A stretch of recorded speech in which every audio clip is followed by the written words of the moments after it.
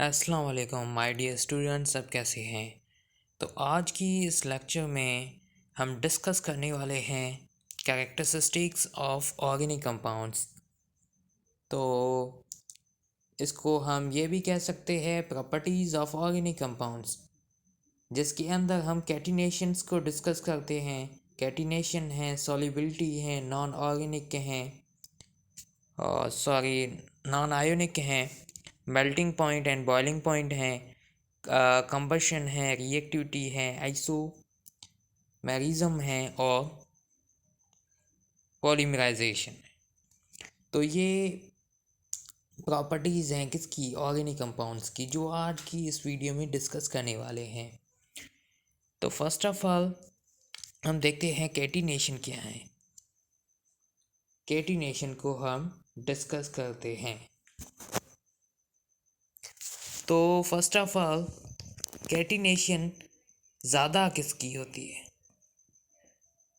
सबसे ज़्यादा किसकी कैटिनेशन होती है। फर्स्ट ऑफ ऑल जो कैटिनेशन ज़्यादा होती है वो कार्बन की होती है, देन सिलिकॉन की होती है, उसके बाद सल्फ़र की होती है, देन फास्फोरस की होती है। तो ये कैटिनेशन इस तरीके से, ये कैटिनेशन ज़्यादा जो कार्बन की होती है, देन सिलिकॉन की होती है, देन सल्फ़र की होती है, देन फास्फोरस की होती है। ओके, उसके बाद जो है अब डिस्कस करते हैं कैटिनेशन को। Organic compounds are the made up of the carbon atoms. Organic compounds किसके बने होते हैं, कार्बन एटम्स के बने होते हैं। Carbon is a distinctive in its the ability to bond covalently with other carbon atoms and the many different ways to form the long chain। Carbon distinctive उसके पास ability होती है, वो बॉन्ड बनाता है कोवेलेंटली दूसरे कार्बन एटम्स के साथ। और बहुत सारे तरीके हैं जिस तरीके से वो लॉन्ग चेन बनाता है, जैसे कि ब्रांच्ड चेन है, तो इस तरीके से ये कार्बन्स कंबाइंड हुए हैं। और लीनियर चेन बनाता है जिस तरीके से ये चेन बनी हुई है, और रिंग चेन बनाता है। तो कार्बन क्या है, डिस्टिंक्टिव एबिलिटी है बॉन्ड बनाने की। ये ब्रांच्ड फॉर्म में है, यहाँ पे कार्बन है, यहाँ पे कार्बन है और यहाँ पे कार्बन है, और ये कार्बन और ये कार्बन और ये कार्बन। तो ये क्या बन गया है, एक ब्रांच बन गई। और ये सीधी है तो इसको हम लीनियर कहते हैं। और ये ट्रायंगल हैं तो ये इस तरीके से एक कार्बन, ये दो कार्बन, ये तीन कार्बन। तो ये डिफरेंट तरीके हैं, डिफरेंट वेज हैं, जो उस तरीके से ये कार्बन क्या होता है, कंबाइंड होता है ब्रांच्ड चेन में, या साइक्लिक कंपाउंड्स बनाता है, या लॉन्ग चेन बनाता है, लॉन्ग चेन या ब्रांच्ड चेन, या फिर साइक्लिक कंपाउंड्स बनाता है। This is a unique property of the organic compound known as the catenation. तो इसको हम क्या कहते हैं, कैटिनेशन कहते हैं कि ब्रांच्ड फॉर्म में हो, या लीनियर चेन बनाए, या रिंग चेन बनाए, या साइकिल फॉर्म में बनाए, तो उसको हम क्या कहते हैं, कैटिनेशन कहते हैं। इस यूनिक प्रॉपर्टी को हम क्या कहते हैं, कैटिनेशन कहते हैं। सिंपल बात है कि ब्रांच्ड चेन कार्बन बनाता है, लीनियर चेन बनाता है, रिंग चेन बनाता है। तो इस यूनिक प्रॉपर्टी को हम ऑर्गेनिक कंपाउंड, इस यूनिक प्रॉपर्टी जो ऑर्गेनिक कंपाउंड की जो है, इसको हम कैटिनेशन कहते हैं। उसके बाद हम डिस्कस करते हैं non ionic nature.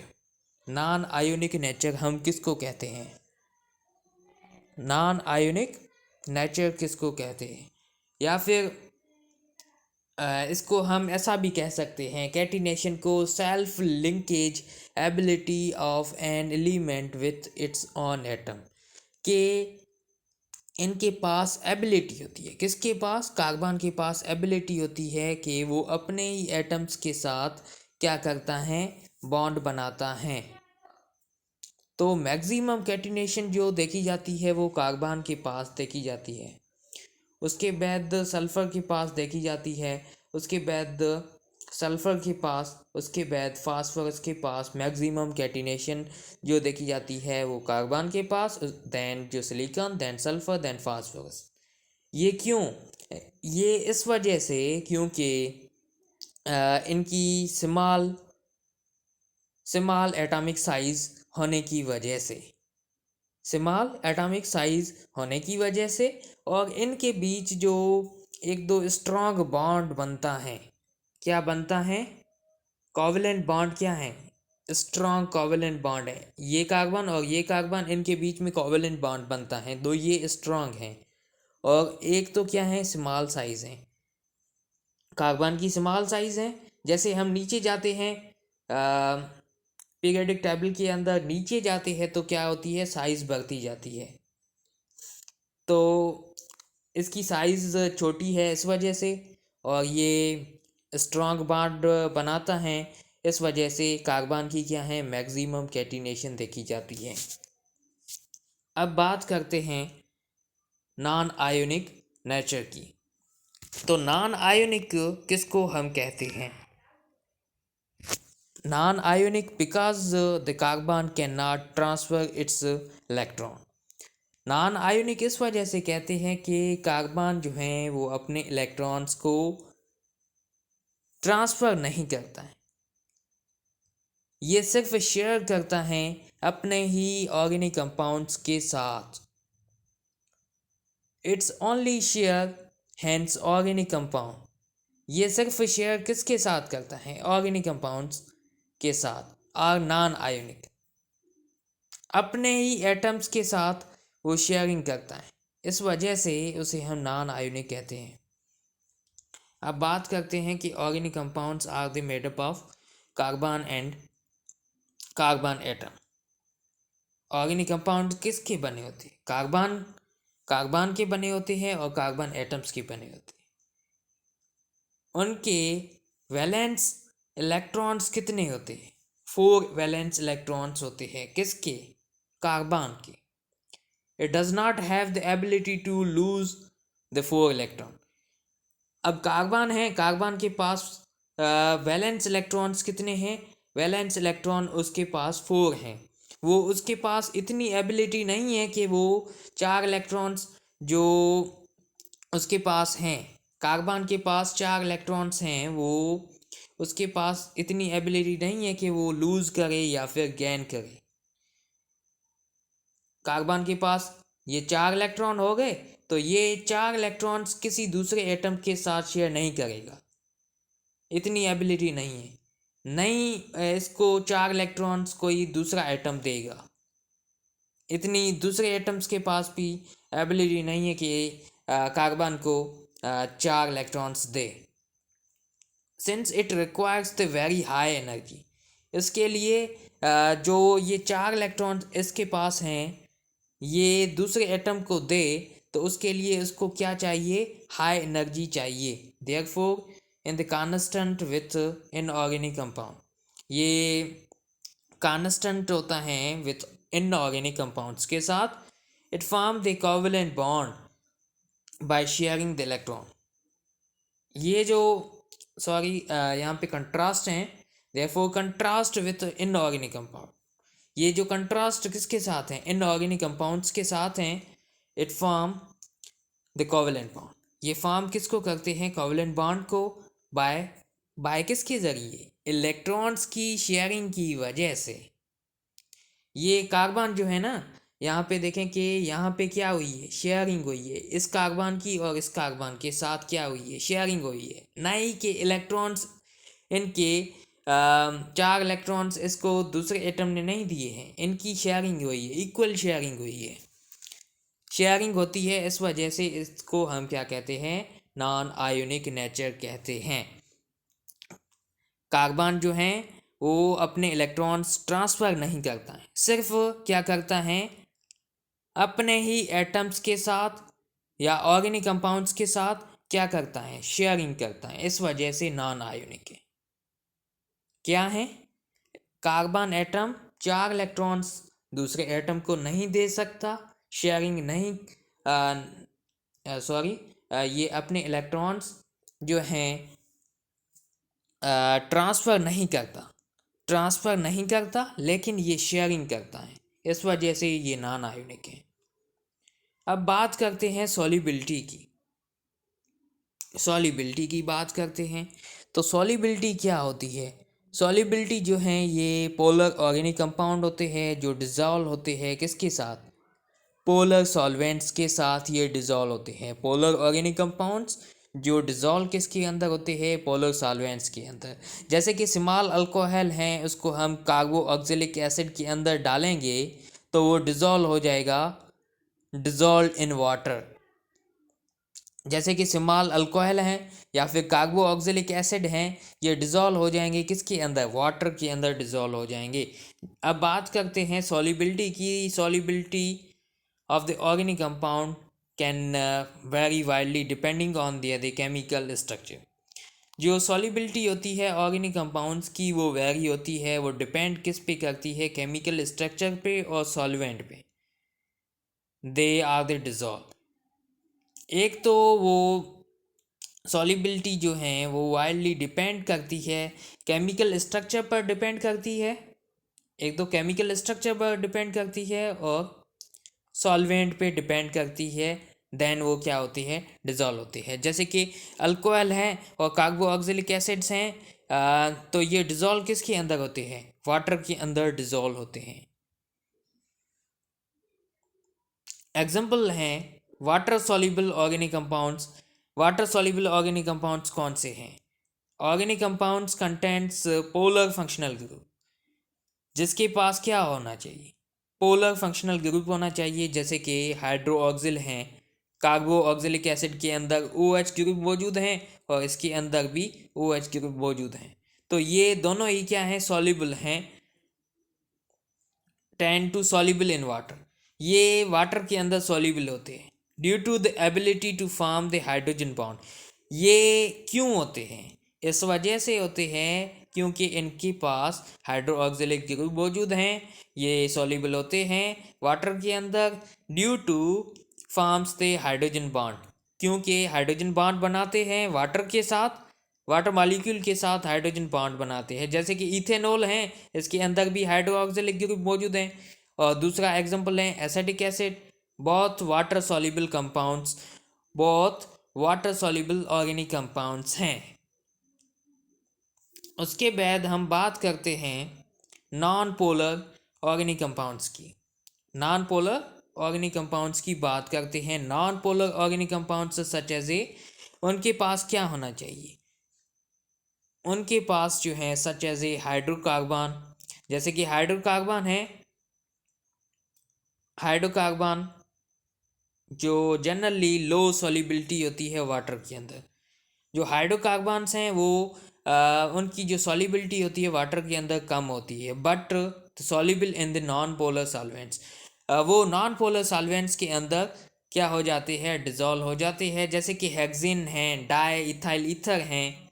For instance they hexane हैं और टोलिन हैं, ये नॉन पोलर ऑर्गेनिक कंपाउंड्स हैं और इनकी पुअर सॉल्युबिलिटी होती है वाटर के अंदर, but dissolve in readily in the non polar solvents. Non polar organic compounds हैं वो नॉन पोलर सॉल्वेंट्स के अंदर डिजोल्व होते हैं, और जो पोलर सॉल्वेंट्स हैं वो पोलर के अंदर ही डिजोल्व होते हैं। जो वाटर सॉल्युबल हैं उनके अंदर हाइड्रोक्सिलिक ग्रुप मौजूद होता है, और non polar organic compounds hydrocarbon हैं। जैसे कि नॉन पोलर ऑर्गेनिक कंपाउंड्स वो नॉन पोलर्स के अंदर डिजोल्व होते हैं। उनकी जनरली, जैसे कि जनरली लो सॉल्युबिलिटी होती है वाटर के अंदर। और नॉन पोलर सॉल्वेंट्स जैसे कि हेक्सेन है, डाई इथाइल ईथर हैं। हेक्सेन जो है C6H14, टोलिन जो उसका फार्मूला है C6H5CH3। ये नॉन पोलर ऑर्गेनिक कंपाउंड हैं और इसकी पुअर सॉल्युबिलिटी होती है वाटर के अंदर, और ये डिज़ोल्व किसके अंदर होती है? Readily poor non polar solvents के अंदर डिज़ोल्व होते हैं। अब बात करते हैं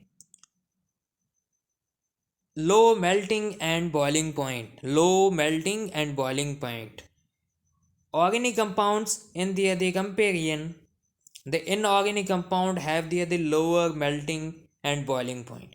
जो ऑर्गेनिक कंपाउंड्स की कंपेरिजन देखें inorganic compounds to they, inorganic compounds have lower melting and boiling point. This is due to the comparatively weak intermolecular forces होते हैं जो देखे जाते हैं किसके अंदर, मॉलिक्यूल्स के अंदर देखे जाते हैं, जैसे कि they exist the gases, liquids and the other soft solid. ये एग्जिस्ट किसके अंदर, गैसेस के अंदर, लिक्विड के अंदर और सॉफ्ट सॉलिड के अंदर। Low melting and boiling point जो हैं, एक तो वंडरवाल फोर्स और लंडन डिस्पर्शन फोर्सेस और इंटरमॉलिक्यूलर फोर्सेस वीकेस्ट होते हैं, इस वजह से भी होती है। Organic compounds in the comparison to inorganic compound, organic compounds को हम कंपेयर करते हैं इनऑर्गेनिक कंपाउंड्स के साथ, जैसे कि lower melting have the lower melting and boiling point. This is due to, ये क्यों होती है, इस वजह से क्योंकि comparatively weak intermolecular forces molecules के बीच में मौजूद होते हैं। वो एग्जिस्ट गैसेस के अंदर भी होते हैं, गैसेस के अंदर भी वीक इंटरमॉलिक्यूलर फोर्सेस और लिक्विड्स के अंदर और सॉफ्ट सॉलिड्स के अंदर वीकेस्ट फोर्स होते हैं। इस वजह से लो होती है, लो मेल्टिंग और बॉइलिंग पॉइंट होती है। क्यों होती है, इस वजह से क्योंकि वंडरवाल फोर्स और लंदन डिस्पर्शन फोर्स और इंटरमॉलिक्यूलर फोर्स ये वीकेस्ट होते हैं, इस वजह से इनकी लो मेल्टिंग और बॉइलिंग पॉइंट होती है। लो बिकॉज द वंडरवाल फोर्स और लंदन डिस्पर्शन फोर्स और इंटरमॉलिक्यूलर फोर्स ये क्या होते हैं, वीकेस्ट होने की वजह से लो मेल्टिंग और बॉइलिंग पॉइंट होती है। अब बात करते हैं फ्लेक्सिबिलिटी की, फ्लैमेबिलिटी की। फ्लैमेबिलिटी, the majority of the organic compound are the combustible readily react with the oxygen।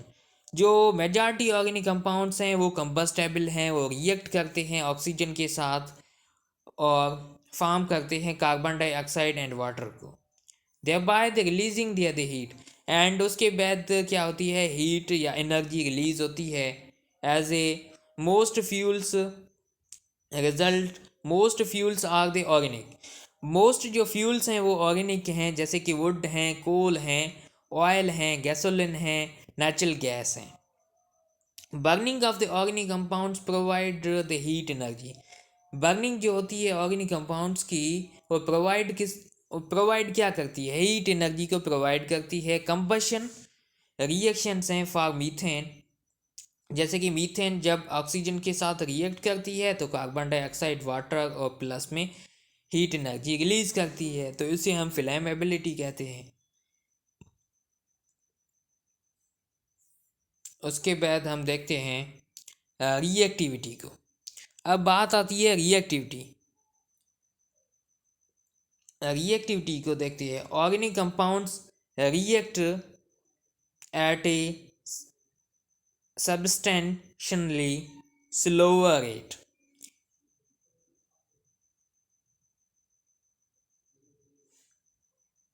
substantially slower rate होता है देन आयोनिक रिएक्शंस के अंदर। substantially slower rate होता है देन आयोनिक रिएक्शंस के अंदर that often found in the inorganic compound। they accelerate the reaction and generally requires the heating, mixing and the other catalyst। Accelerate करने के लिए जो ऑर्गेनिक कंपाउंड्स होते हैं वो सब्सटेंशनली लोअर रेट होता है देन किससे, आयोनिक रिएक्शन से। ये जो देखा जाता है ये इनऑर्गेनिक कंपाउंड्स के अंदर, इनको एक्सेलरेट रिएक्शन है उसको एक्सेलरेट करने के लिए हम क्या करते हैं, हीट देते हैं, मिक्सिंग करते हैं या फिर कैटलिस्ट लगाते हैं, तो उससे क्या होती है, रिएक्टिविटी बढ़ती है। किसकी, ऑर्गेनिक कंपाउंड्स की रिएक्टिविटी बढ़ती है।